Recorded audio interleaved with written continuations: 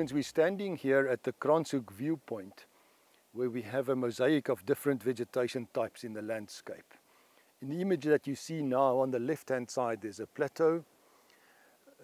Just next door to that, going towards the right, is a steep slope, a rocky slope, going down into the valley bottom, where you see green vegetation, and then another steep slope on the right-hand side going up. So let us discuss the different vegetation that we find on each of these terrain positions one by one. Let's start on the left. On the plateau, we have fynbos vegetation, Mediterranean shrubland. This is a vegetation that's very well adapted to fire, and as a matter of fact, it did burn in the recent past, and the fire actually crept all the way from the plateau down the slope. You will see that on the plateau it is already recovered, but on the slope with the western aspect, the recovery was not so great. So if we focus our attention now on the slope with a westerly aspect, where you see all the rocks exposed, you will realize that the recovery was not wonderful to date. It will take a little bit longer for the fynbos to recolonize that area. Why is that?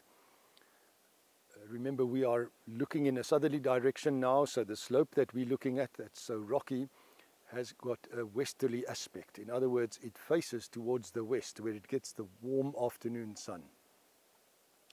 For that reason, it is a little bit more of an inhospitable site. The daytime temperatures get quite high, and there's not that much moisture on the site. So the fire burnt there with greater intensity, and because it is quite a droughty site, it is more difficult to re-establish.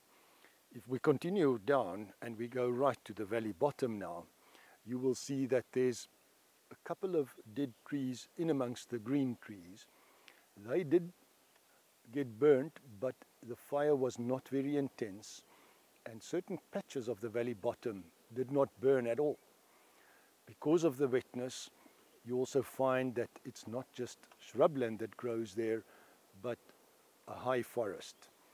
So this is very much because of the fire.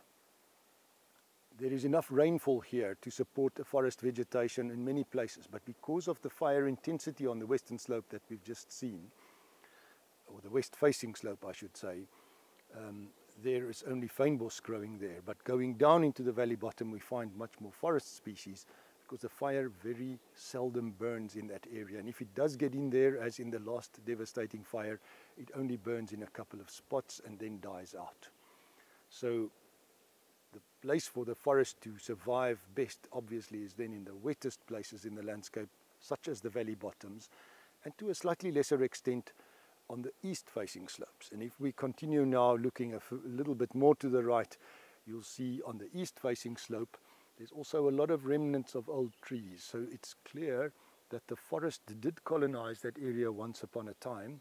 It has now been badly burnt there, but it will recolonize the area because it is a slightly cooler slope. It gets the early morning sun, and from then on it doesn't get direct sunlight on it, making it a much more moist environment where tree species can survive rather than only fynbos, and for that reason it is a forest vegetation type there.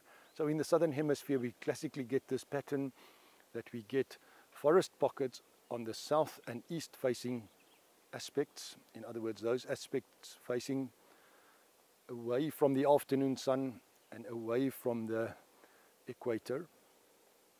And then obviously on the north and west facing aspects we get drier vegetation types.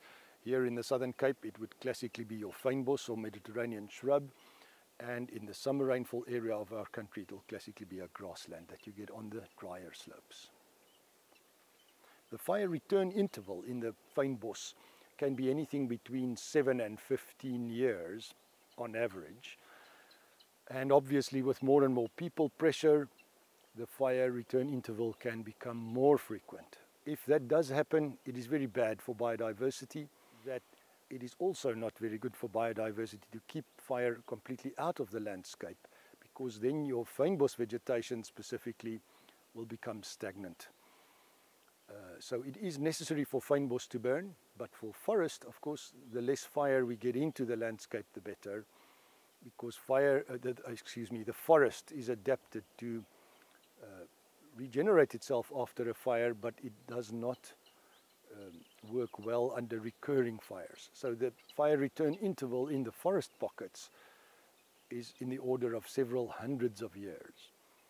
The last very large-scale destructive fire that we had in this part of the world was exactly 200 years ago, when almost the entire southern Cape coastal belt burned down, including vast areas of forest.